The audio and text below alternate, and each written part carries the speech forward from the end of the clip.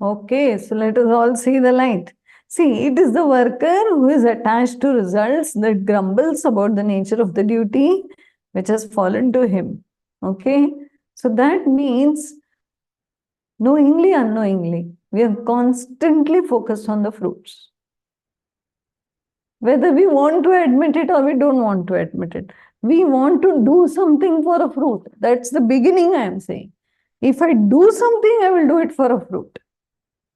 If the fruit is not in front of me, maybe I will not do the action only.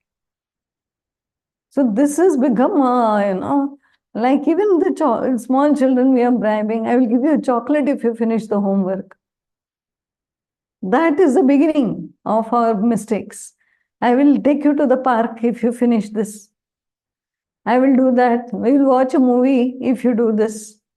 So then they feel that, oh, to get that, I have to do this.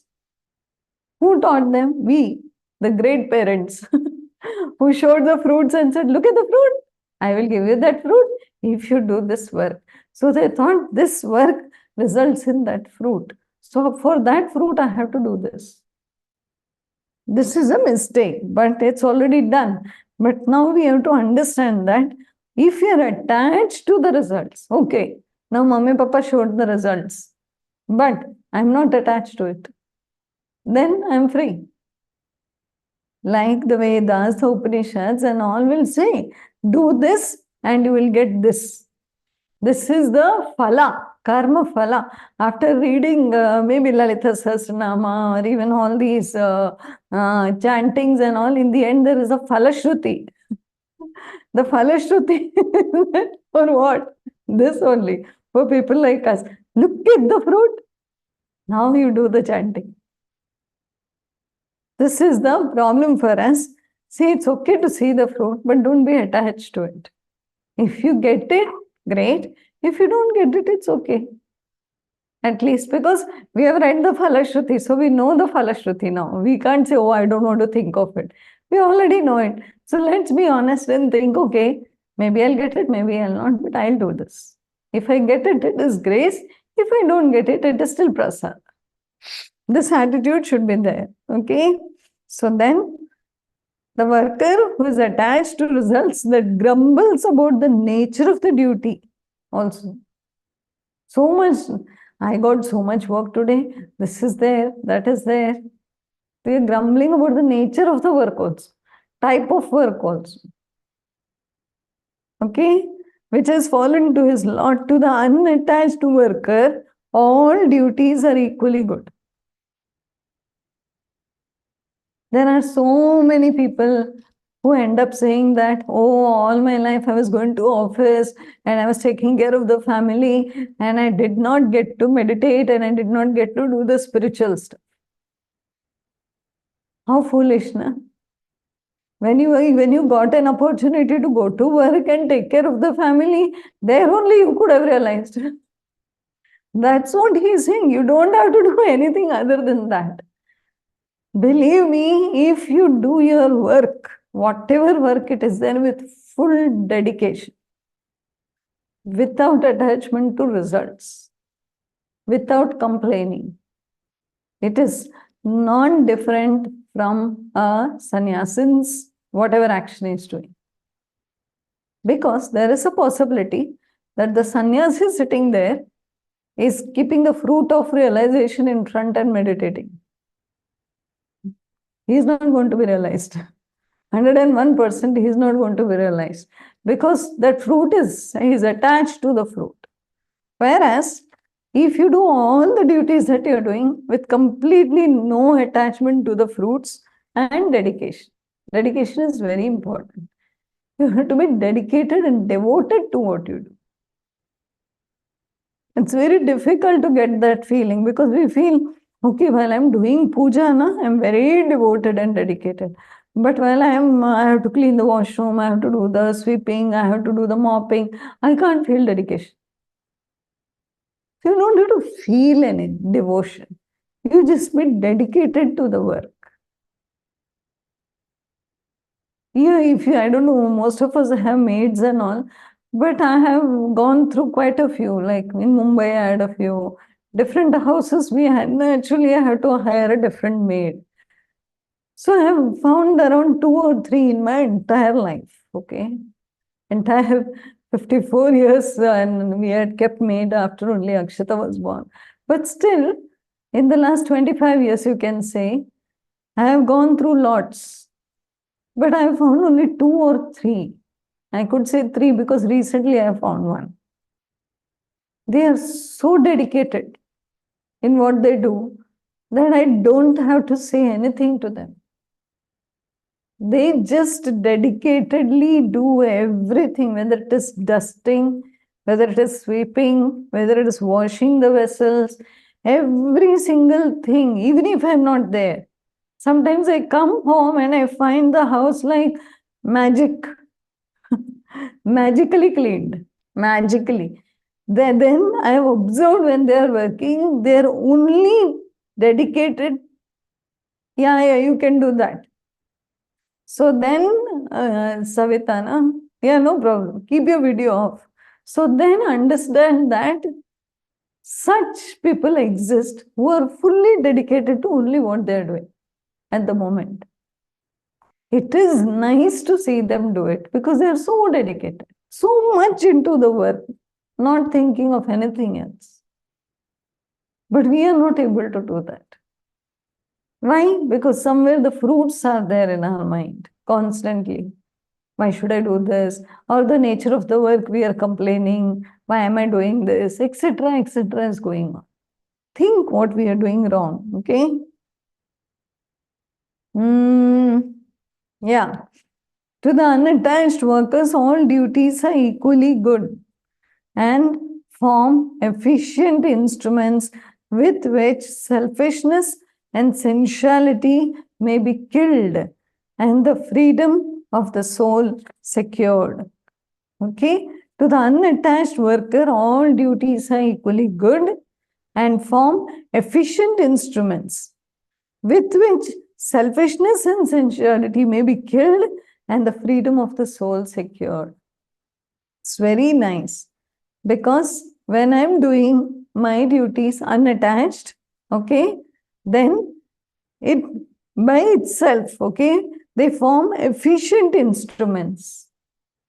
The work itself becomes the instrument for my higher, level of mind and consciousness. Why?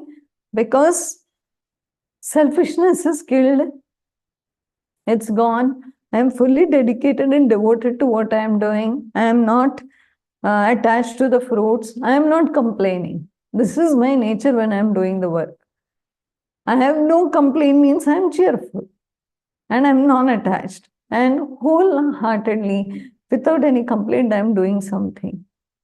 Now imagine this state, there will be no selfishness, no attachment, no rajas, nothing will be there. Then naturally, the freedom of the soul secured means you are closest to the knowledge. Next is, we are all apt to think too highly of ourselves. Okay, so now this is a nice statement which we can highlight and keep because we are all of us, okay, apt to think too highly of ourselves. We really think we are some great kings or princes or maybe God knows who. See, our duties are determined by our deserts to a much larger extent than we are willing to grant. Deserts means abandoned. Deserted, abandoned, that is the meaning. Means it's our duties are more determined by our man marzi. What I would do, I don't care much, like attitude is there and it's determined by that, to a much larger extent than we are willing to grant. It's not like the duties are given and we are systematically doing it. No. There is a, kind of freedom we take from that and say, this is my duty, that is not my duty, we do this. That's what he is trying to say. Here above what he said is that everything, okay, to To the unattached worker, all duties are equally good. Whereas we have the attitude of high and mighty, and we will not maybe do certain duties. So we have to be aware. We feel that see, there are people, okay, I know people who say, Hare, for you it is very easy. You have to speak about Gita, na? That is nice duty. But look at us, we have to go to work. That duty is not nice. Or we have to take care of the small children. That duty is not, your duty is nice, so you're smiling. Then that's not the case. All duties, all duties. Okay? So that don't think that there is only one thing to do. Now, there are so many things to do in our household. And everything needs to be done. Everything needs to be done. And wholeheartedly, unattached to the results. And cheerful, of course. So then, next he says, competition rouses envy. Jealousy will come where there is competition. And it kills the kindliness of the heart. That is why it comes in the Kama, Krodha, Lobha, Moha, Mada, Matsarya. Matsarya is jealousy. And in fact, Krishna also tells Arjuna that in case you're not envious of me, I know that you're not envious of me, so I will reveal this knowledge to you. And we always feel, why does Krishna have to use this?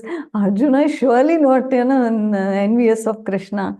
But this is something that will come like the devil, and we don't know when. So that wherever there is competition, a hint, a tinge of jealousy will come. And quickly we will say, no, no, no, no. But it would have already risen. Okay? So be aware of it. It's that goblin. Be aware of that. Because it kills the nice kindness of the heart. Makes you little, not so good, which is not nice. Next is to the grumbler. Oh, I love this word. I used to always hear the word gambler. This is a nice word. To the grumbler. Vivekananda is great. To the grumbler, I don't think there is a word called grumbler. I'm not sure in the dictionary. But to the grumbler, all duties are distasteful.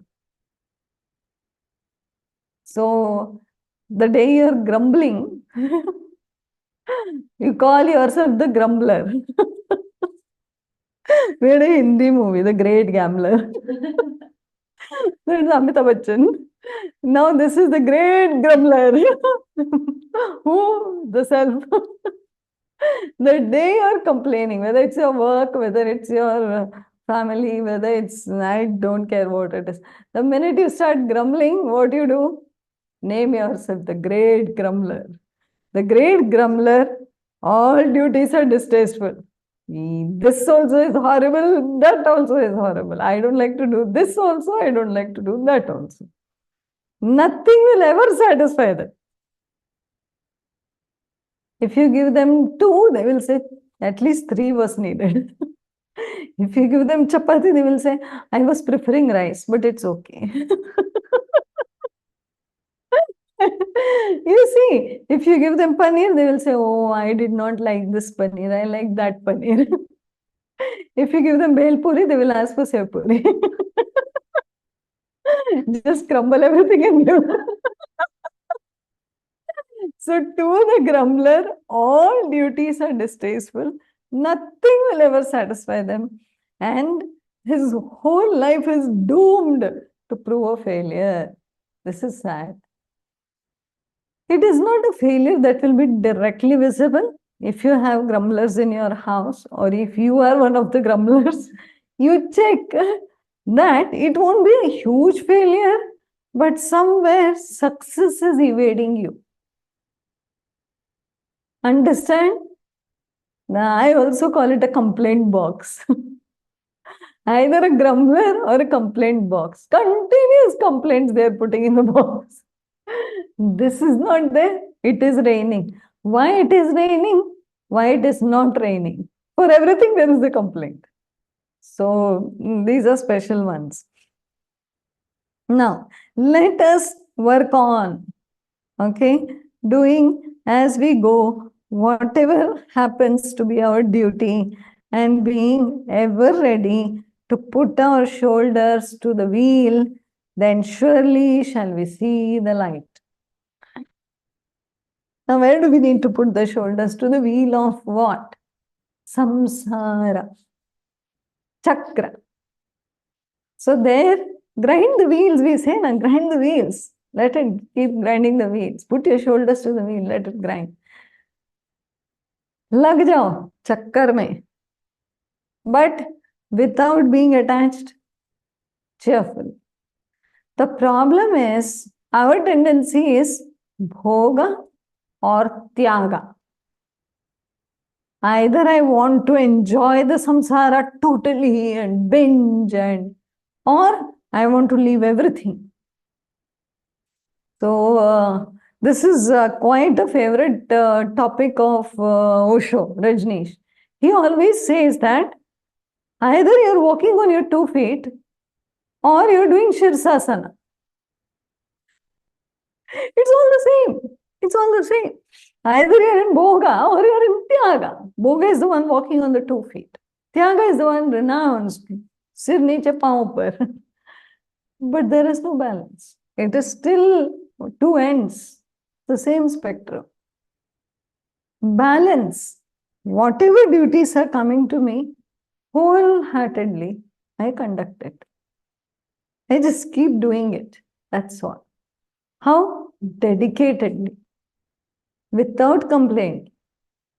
This is freedom. What more do you want? This is freedom. Okay? So there is some freedom in what the lady was doing.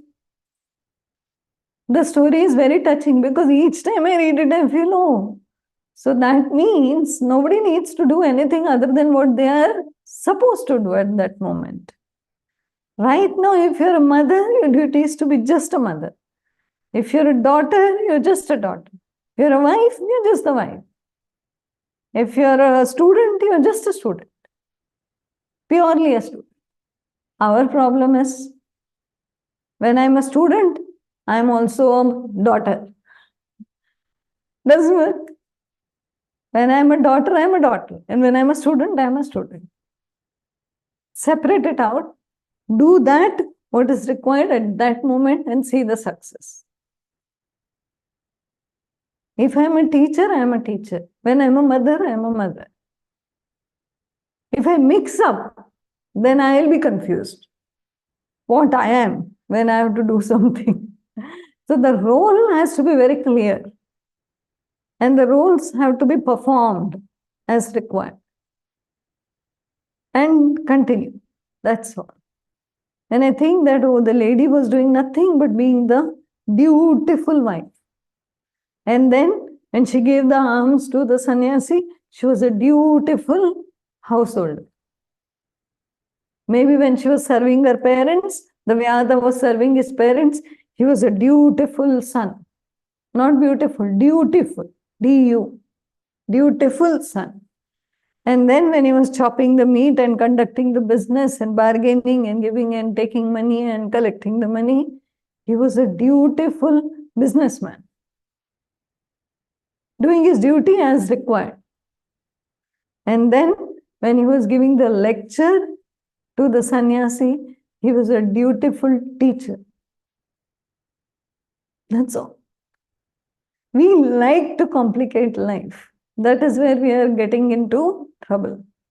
Just take life as it comes and perform all the duties dutifully. And then you're free. And you will realize what needs to be realized. Work on whatever you feel is important to you. Other than your regular. See, Swadharma is also duty. Self-growth is also duty.